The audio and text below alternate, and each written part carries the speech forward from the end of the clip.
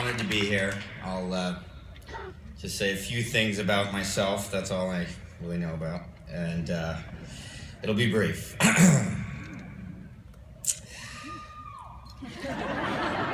Thank you.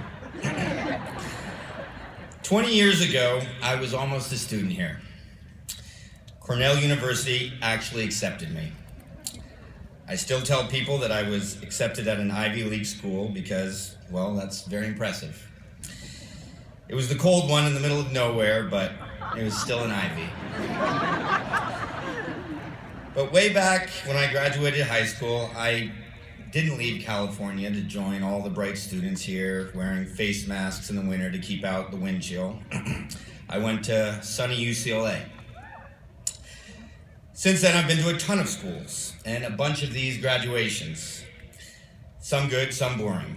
And being someone who has probably been to more of these than most, at least as a student, I can tell you that I remember very little from any of them. Except for my high school graduation, when Steve Jobs spoke, because his daughter was in my class. And he told us that before dropping out of Reed, he took a calligraphy class, which led to all the different fonts that are now available to Mac users. So, take that as a lesson. Learn calligraphy, and maybe you too will one day have a movie made about you starring Michael Fassbender. But anyway, this being only your first college graduation, take it from me, you won't remember much of what I say today, but don't worry, despite that, I'll still try to give you some of my best wisdom.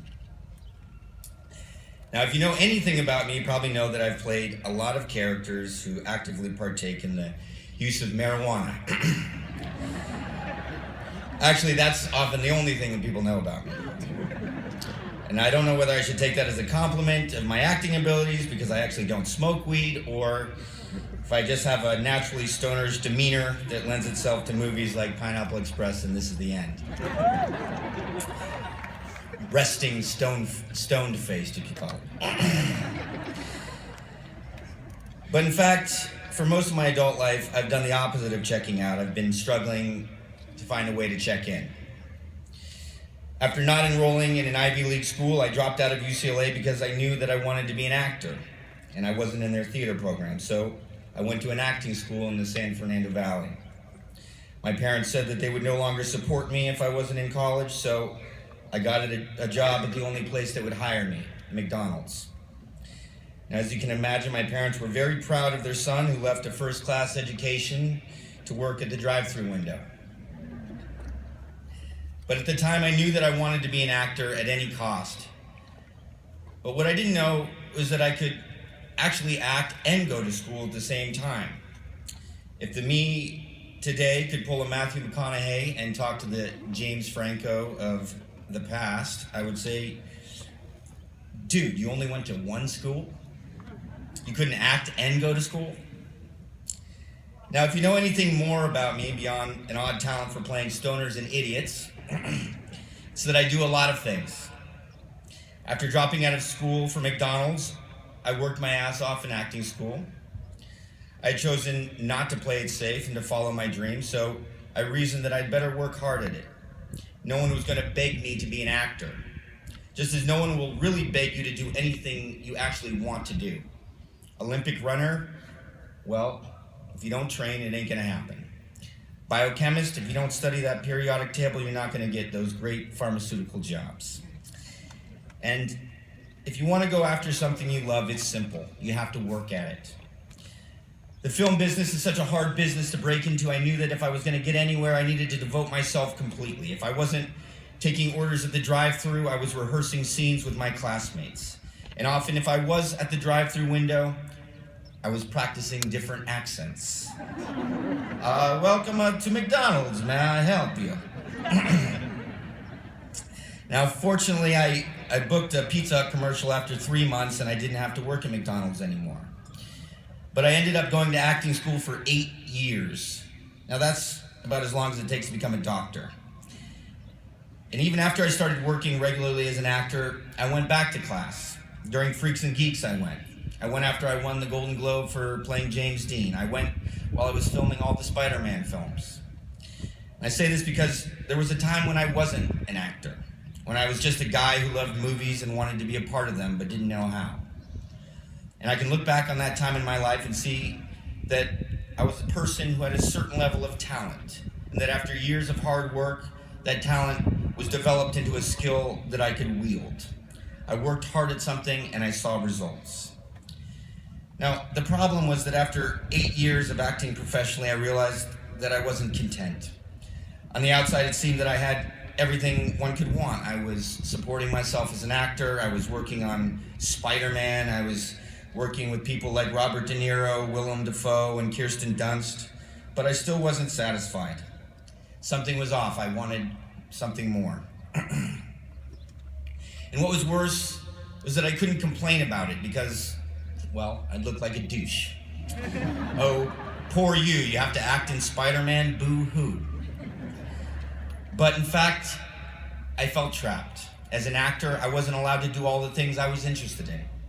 So, I went back to school, and that's where my life changed. When I'd been at school the first time, I was there as a compromise with my parents. But when I went back, I was there for myself, and that made all the difference. I wanted to learn. And if you know anything else about me, you'll know that I went to a lot of schools after that. I was addicted. I think some people actually wanted to put me away. But what I found was that life is not a fixed journey, it is open. I didn't have to stay one thing, I could always be learning. After going back to school, I studied all the things I was interested in with incredible people in each of those fields. And now I not only act, I do everything. Well, not really, but I do everything that I'm interested in. Well, almost everything. I probably could have said no to that hosting the Oscar thing, but the point I'm making is that because I pursue what interests me and excites me, my life is mine to control. And that's my little bit of wisdom to you. Don't be afraid to be beginners. Don't think that this marks the end of your learning. This should be the start. Now, you don't have to lose your mind and go to every school like I did, but be a little bit like Steve Jobs. Every once in a while, try a calligraphy class, because you don't know where it will lead. Just think, if Steve hadn't taken that class, we wouldn't have Cambria and Baskerville Oldface, Helvetica, Kohinoor Telugu Medium, or Lucida Sans Unicode. Now here's just a few more suggestions that I think will make life better. Find your gang. Life is better when it is in the company of others. If you're a loner, that's fine. I was a loner once too, but you will only get better at whatever it is you do if you have a group of similarly engaged people. They will give you feedback, inspire you, and hopefully do better work than you, and push you to rise to their level.